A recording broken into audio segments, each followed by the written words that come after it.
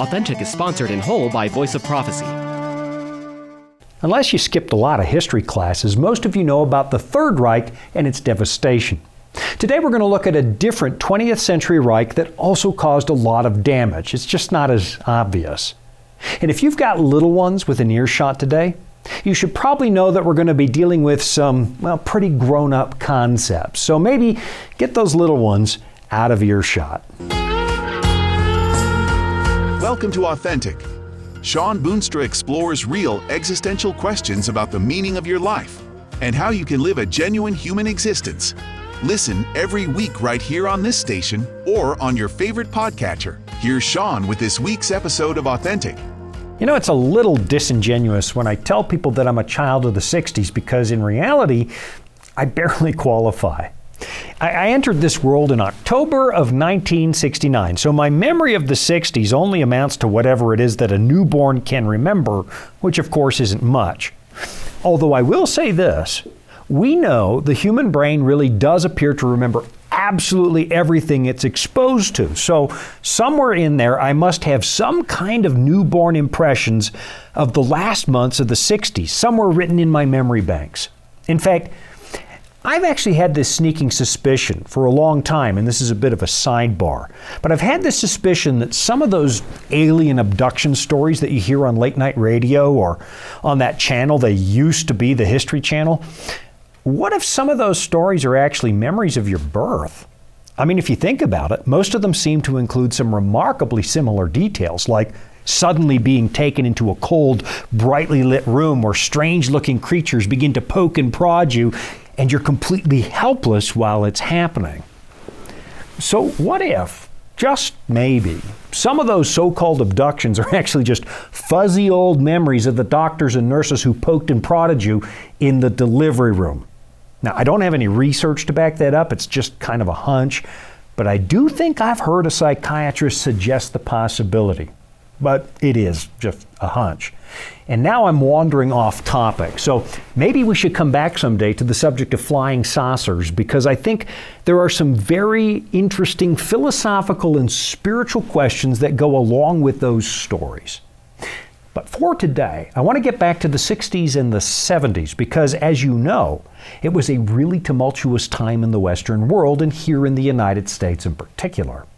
A lot of longtime social conventions were being completely upended, with people questioning institutional authority and challenging American participation in Vietnam. It was the era of the flower children, the hippies, who were preaching a different approach to life than the Western world was typically used to.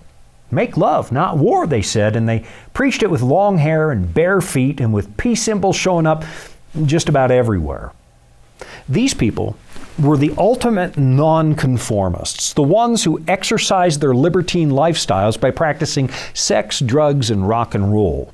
It was the era of Timothy Leary, the psychology professor from Harvard, who began to promote the recreational use of psychedelic drugs, things like LSD, this strange new substance that had been accidentally discovered in fairly recent history. And Leary suggested that maybe these drugs were some kind of shortcut to higher levels of enlightenment. Think for yourself and question authority, he taught, which on its own is not that bad of an idea because obviously not all authority is good or even trustworthy. So yeah, I can appreciate the concept.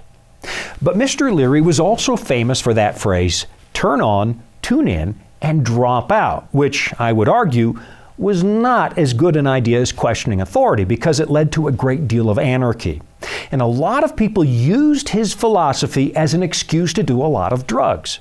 Some of you might remember that President Nixon actually called Leary the most dangerous man in America.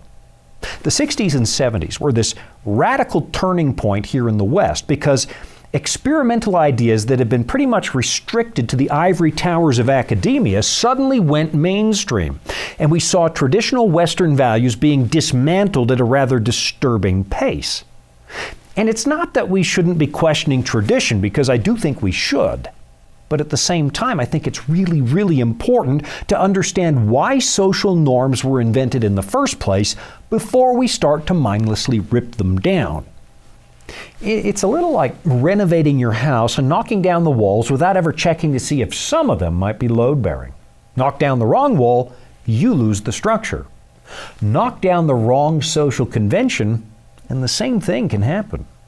Now, one of the places we started to do this was in the area of human sexuality.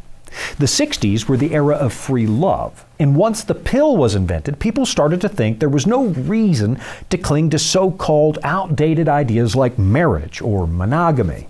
Those were considered outdated, and as you know, people began to experiment. And today, I'm convinced we're living with the aftermath of those experiments. Now, before I go any further, I should probably underline just a couple of ideas. Number one, I'm going to speak quite frankly about this subject. So if you have kids who are listening right now, you might want to find something else for them to do for the next little while, or just go to VOP.com and watch this show later, maybe after the kids go to bed. Number two, because of some of the unfortunate stereotypes associated with American preachers, I should probably state right up front, I am not in favor of Western Christians using the power of the state to regulate the religious morality of their neighbors. I mean, yes, there's no doubt, I am a Christian, and I firmly believe there is a right and a wrong way for people to express sexuality. But at the same time, I don't believe for 1 minute that the church should be in charge of regulating the way you choose to live your life, because frankly, these matters are between you and God. Now, with those disclaimers out of the way, I think I want to focus on the actual origin of some of the ideas that prompted the sexual revolution. And if I was going to pick just one place to start, just one great thinker who really had an impact, I'd probably have to go with Sigmund Freud, who is still remembered as having a rather strident obsession with the subject of human reproduction. Freud was a huge believer in the idea that a lot of what we do as human beings is motivated by the pursuit of pleasure. He said we try to avoid or mitigate the painful parts of life, a tiny little bit like the ancient Epicureans. And he said we should try to embrace the things that give us pleasure. In the theory of psychoanalysis he wrote back in 1920, we have no hesitation in assuming that the course taken by mental events is automatically regulated by the pleasure principle. We believe, that is to say, that the course of those events is invariably set in motion by an unpleasurable tension, and that it takes a direction such that its final outcome coincides with a lowering of that tension, that is, with an avoidance of unpleasure or a production of pleasure. All right, I'll give him that. So far, so good, because it kind of makes sense. Most of us really do want to avoid pain and experience pleasure. It's just our human nature. But the way that Freud understood this concept led to some real problems in a world that was pretty much dominated by Judeo-Christian thought. In other words, biblical thought. Freud suggested that we should embrace all the impulses that move toward pleasure, including sexual pleasure. And if you try to restrict that, he said, if you try to suppress your natural urges, it'll mess you up in the head. He taught that the suppression of your sexual instincts will somehow lead to neurotic behavior and you would become mentally and emotionally unhealthy. Then he said, that's going to make you act irrationally. And that would be society's fault because they shouldn't be telling you what's right or wrong. Repressing your urges, he said, leads to irrational behavior and unnecessary anxiety. And honestly, that's kind of ironic because the least inhibited generation to ever occupy this continent now seems to be one of the most anxious. But let's get back to the 1960s, where you find the flower children taking these concepts very seriously. We suddenly get people preaching that concepts like monogamy or marriage are repressive and harmful. They supposedly keep us from self-actualization or personal fulfillment. These people believed that the free love movement couldn't possibly harm anybody. They said it was an evolutionary step forward. Now, to be honest, there really were some unhealthy ideas about sexuality that emerged from the Victorian period, when the subject was usually treated as if it's shameful and dirty, which is not the Bible's perspective. So yeah, there were some things that probably needed fixing, but the idea that controlling your animal instincts will lead to mental illness? That's a concept I really want to challenge. But right now it's time for a break, so don't you go anywhere because I'll be right back after this short message to look at the ideas that came from one of Freud's biggest disciples, another psychologist by the name of Wilhelm Reich. Life can throw a lot at us. Sometimes we don't have all the answers. But that's where the Bible comes in. It's our guide to a more fulfilling life. Here at the Voice of Prophecy, we've created the Discover Bible Guides to be your guide to the Bible. They're designed to be simple, easy to use, and provide answers to many of life's toughest questions. And they're absolutely free. Sign up at BibleStudies.com today and start your journey of discovery. This is Authentic with Shawn Boonstra and the Voice of Prophecy. Wilhelm Reich, the Austrian doctor, was easily one of the more radical psychiatrists who emerged in the wake of Sigmund Freud.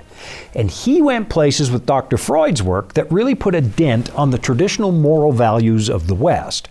In fact, I believe that in a lot of ways, Wilhelm Reich is a key architect, if not the architect, of the sexual revolution.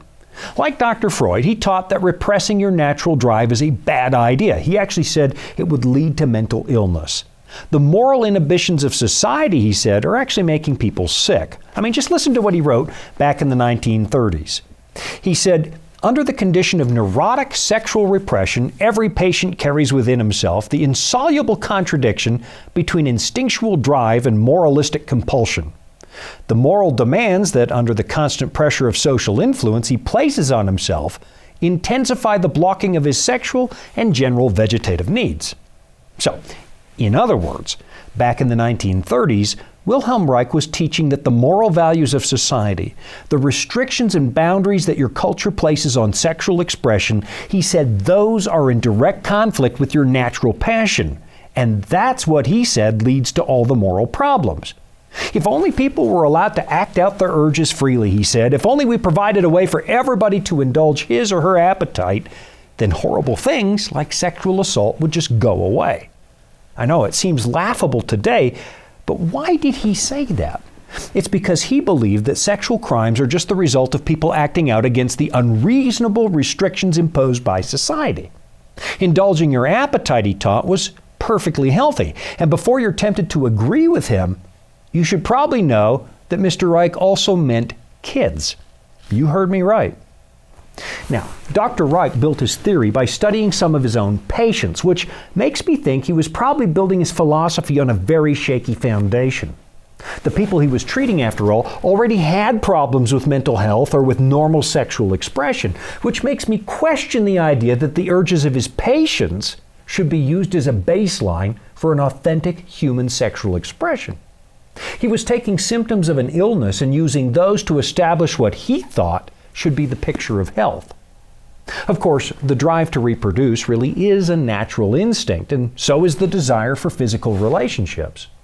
But in Dr. Reich's secular worldview, he believed that all instincts, all drives, all feelings are perfectly natural, and he said we experience them for a good reason.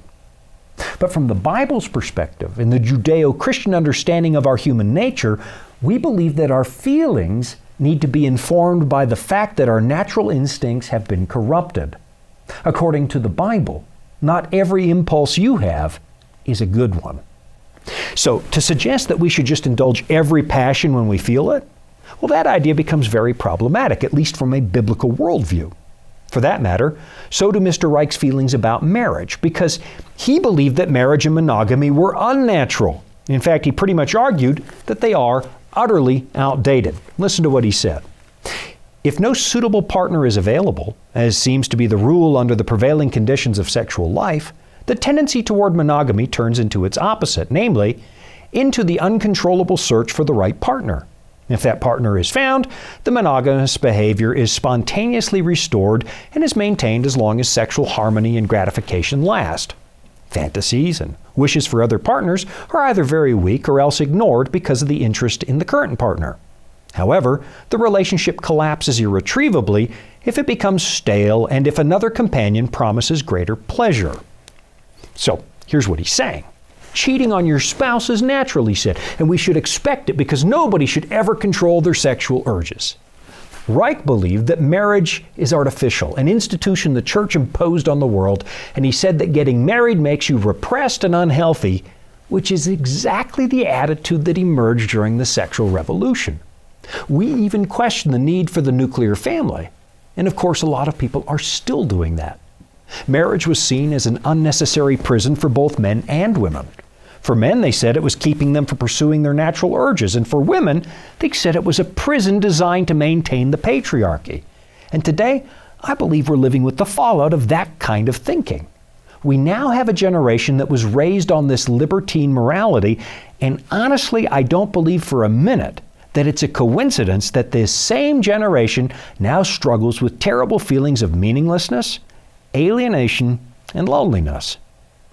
And yes, I'll admit, a lot of male attitudes about women have been wrong, and there are a lot of marriages that do become prisons for the people who have to live in them. But what I can't agree with is the way that some people point to the Bible or Christianity as the problem. When marriages fall apart, or when so-called Christian spouses cheat on each other, or when husbands and wives treat each other badly, it's not because of the teachings of Christ, it's in spite of them. In fact, you might remember, there was an occasion when the religious authorities of the day, the Pharisees, approached Jesus and asked him a rather tricky question about divorce. And I guess the reason I'm thinking about this is because so many people are rightly alarmed at the high divorce rate, even among Christians. And much in the spirit of Dr. Reich, some people are blaming the institution of marriage itself. Now, there's no question that the scriptures underline the importance and sanctity of marriage, but in a broken world, sometimes God's ideal gets compromised by us. So the Pharisees, knowing that divorce is undesirable, approached Jesus with a question, and you find it in Matthew 19. It says, "The Pharisees also came to him, testing him, and saying to him, 'Is it lawful for a man to divorce his wife for just any reason?' And he answered and said to them, 'Have you not read that he who made them at the beginning made them male and female? And said, For this reason a man shall leave his father and mother and be joined to his wife, and the two shall become one flesh. So then they are no longer two, but one flesh. Therefore what God has joined together, let not man separate.'" All right? So far, so good. In fact, those words are still being used by Christian ministers to this day every time they perform a wedding. What God has joined together, let nobody separate. In fact, it's a formula I still use when I pronounce a couple to be husband and wife. When Jesus' critics bring up the subject of divorce, he answers by underlining the original design. From God's perspective, marriage was meant to last for life. But then, trying to trip Jesus up, the Pharisees pointed out that the law of Moses actually allowed for divorce. Here's what it says in verse 7. They said to him, "Why then did Moses command to give a certificate of divorce and to put her away?" He said to them, "Moses, because of the hardness of your hearts, permitted you to divorce your wives. But from the beginning it was not so. And I say to you, whoever divorces his wife except for sexual immorality and marries another commits adultery. And whoever marries her who is divorced commits adultery." In other words, the Bible is a very realistic document. That's one of the reasons I prize this book so highly. This book reveals God's original design, His plan for humanity. And then it openly deals with the fact that you and I don't live up to that, not since the fall. Yes, marriage was meant to last for life. But given the ungodly way that you and I behave, it can unsurprisingly fall apart.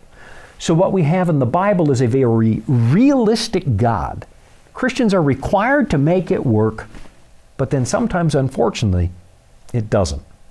Now, here's the thing I really want you to notice. In the first part of last century, Wilhelm Reich was teaching people that marriage, monogamy, and sexual boundaries were standing in the way of an authentic human sexuality. But that was a radical departure from the advice found in this book. So then, of course, we need to ask, who was right? Wilhelm Reich or the creator of the human race? I'll be right back after this. Got kids? Get Discovery Mountain, a free weekly audio adventure to build their faith. Discovery Mountain! It's a place where the air is clear. So clear you can almost hear your imagination. A world of Bible-based wonder for kids everywhere to grow their faith and get closer to Jesus Christ. Discovery Mountain. Free weekly content that'll inspire and engage. Listen anywhere you get your favorite podcasts or at discoverymountain.com. This is Authentic with Shawn Boonstra and the Voice of Prophecy. The sexual revolution of the 60s and 70s saw people throw away a lot of long-standing moral boundaries. some of which have been serving us really well. And that was fueled by this strange idea that controlling your urges is going to make you something less than human. They said it might even promote mental illness. Now, that was a complete turnabout from the way that Western philosophy thought about this subject for thousands of years. I mean, it used to be a point of pride that you could control your baser instincts and submit them to logic. But in the middle of the 20th century, we kind of turned that thinking on its head, and it led to some advice that's still being doled out by some well-meaning psychologists to this day. Many years ago, I met this guy who told me he was struggling with an addiction to pornography. So he went to a counselor who told him that his marriage was obviously not meeting his needs, and what he needed to do was go out and cheat on his wife.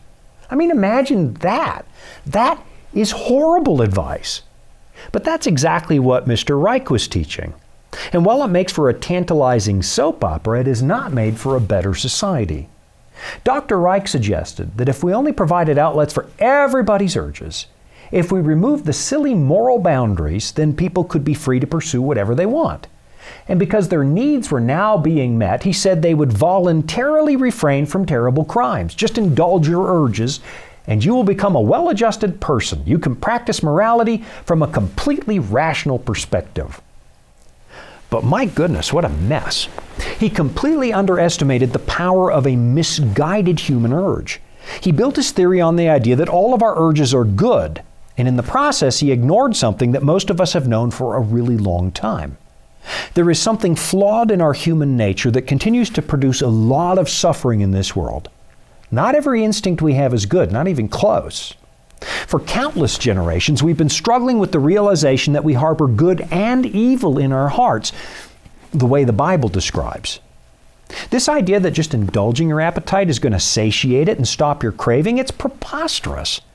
I mean, just think about our destructive tendencies toward addiction. It turns out that it's not just drugs or alcohol that create a counterfeit sense of well-being. Inappropriate sexual activity can do the same thing in the very short run. But in the end, I promise, it's going to destroy you. I'm reminded of a passage from the book of Proverbs that describes things that are never satisfied. This is Proverbs 30, verse 15. It says, "The leech has 2 daughters. Give and give. There are 3 things that are never satisfied. 4 never say enough.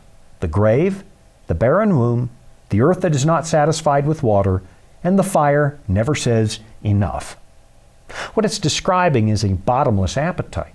A fire will burn as long as you feed it, and the more you feed it, the hotter it gets. Likewise, you can backfill a grave after somebody dies, but that's not the end of death by a long stretch. You and I will go on digging graves until we need one ourselves. And the same thing holds true for fallen passion.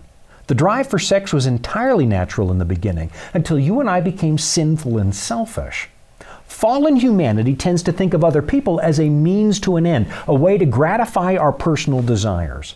We think of other people as a path to self-fulfillment. Even one of the best-known lines from the most popular rom-coms underlines it. You complete me. Our fallen nature means that almost everything is now centered on self, including sexual drive. God's original design has been corrupted by us, and as it turns out, a corrupt sexual appetite can never be appeased. The more fuel you put on that fire, the hotter it burns. And the sexual drive is a very hot fire that demands your attention.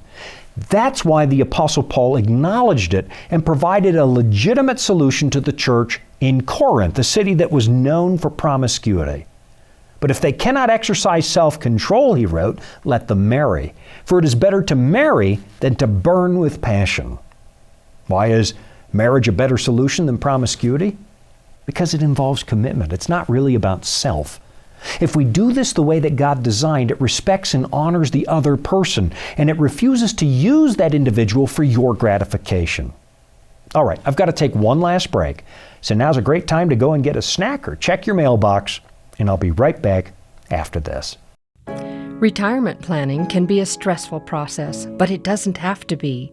The friendly people at the Voice of Prophecy can walk you through the entire process and explain all of your options based on your specific needs. Whether you'd like to set up a trust for income or make a gift that will benefit your loved ones and change lives through the Voice of Prophecy, we're here to help. To learn more, call 1-800-348-5993.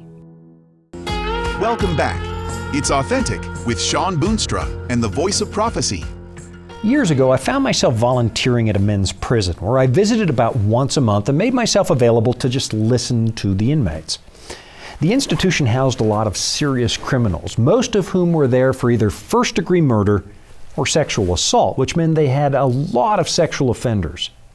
And this might come as a surprise to you, and I think we can thank the likes of Wilhelm Reich, but they were piping dirty movies into the prison rec room so the prisoners could watch them. And the thinking seemed to go like this: give the men a so-called outlet, and it will keep their criminal tendencies under control. Then on top of that, unbelievably, they appointed a female chaplain who had to spend a lot of time alone with these guys. And I'm sure you can guess what happened next. It was only a matter of time until that poor chaplain got assaulted. As it turns out, feeding a twisted instinct is the wrong idea, because some of our instincts are just plain wrong. The original design for human sexuality has been corrupted to the point where I believe it has become one of the biggest sources of pain in this world, and it's not getting any better. If Mr. Reich was correct, then abandoning moral boundaries should have made us happier and healthier. But let me ask you this: has that proven to be even remotely true? The nightmare of sexual assault continues to this day. Infidelity continues to rip at the fabric of families, which takes an unbelievable toll on children.